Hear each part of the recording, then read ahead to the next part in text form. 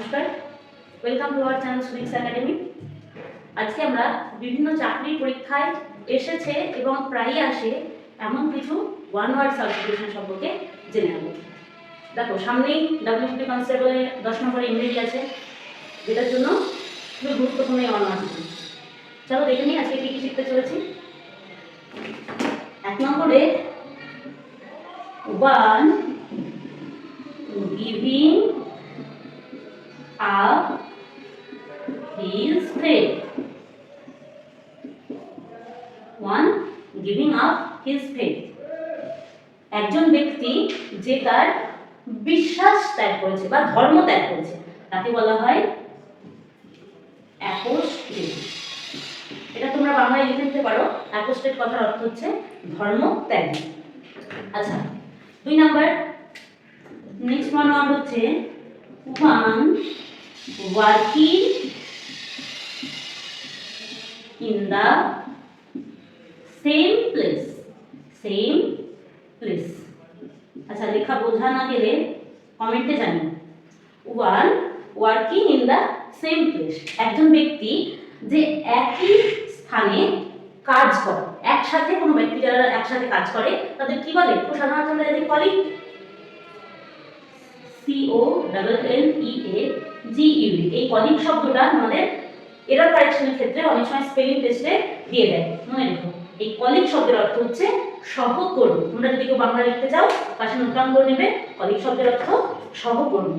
চলো next 3 number one who has the same name.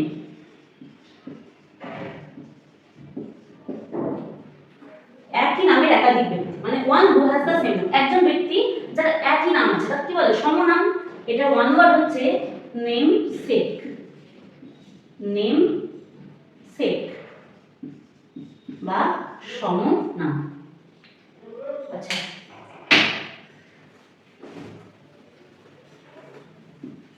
দেখো 4 নম্বর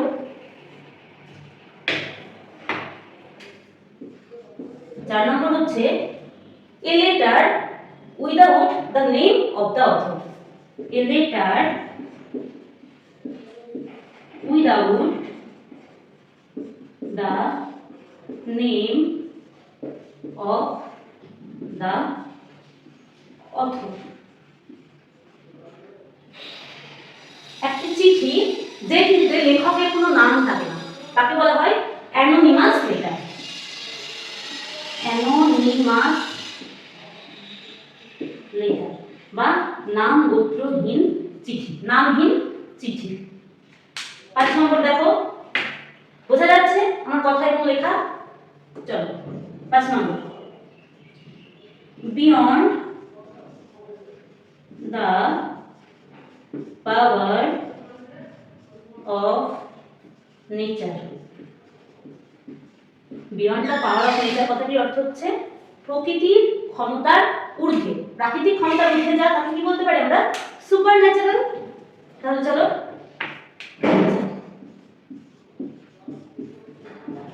super natural বা এর বাংলাতে তোমরা লিখে নিতে পারো অলৌকিক।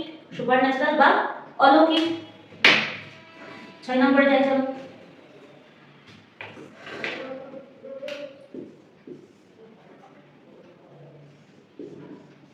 Speaking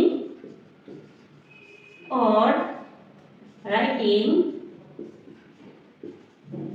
many languages.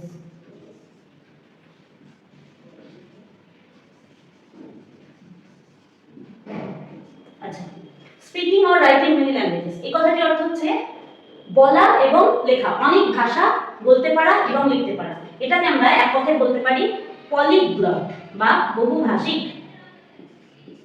পলিগ্লট বা বহুভাষিক। আচ্ছা, সবার রয়েছে, উপরে মুছে দিই।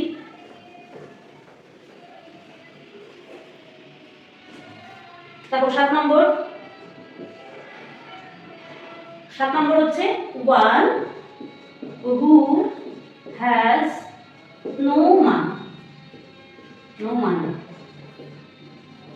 একজন ব্যক্তি যার কোনো টাকা পয়সা নেই তাকে কি বলে? তাকে বলা হচ্ছে পোপার, PAUPER, মানে অর্থহীন, নিঃস্ব ব্যক্তি। আচ্ছা, 8 নাম্বার,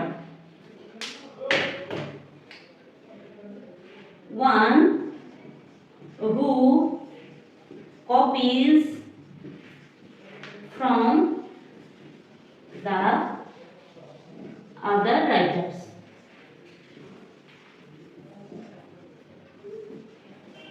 একজন ব্যক্তি যে অন্যান্যদের লেখা কপি করে বা লেখা চুরি করে, এটাকে আমরা জানি সাহিত্য চুরি বা নোবেল চুরি বলা হয় অনেক সময়। সাহিত্য চুরি, এটাকে এক কথায় বলা হয় প্লাগিয়ারিস্ট। চুরি করার যে ব্যাপারটা, এটাকে বলা হয় plagiarism.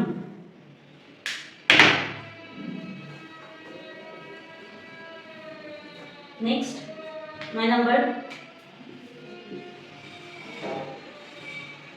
one who can do anything for money.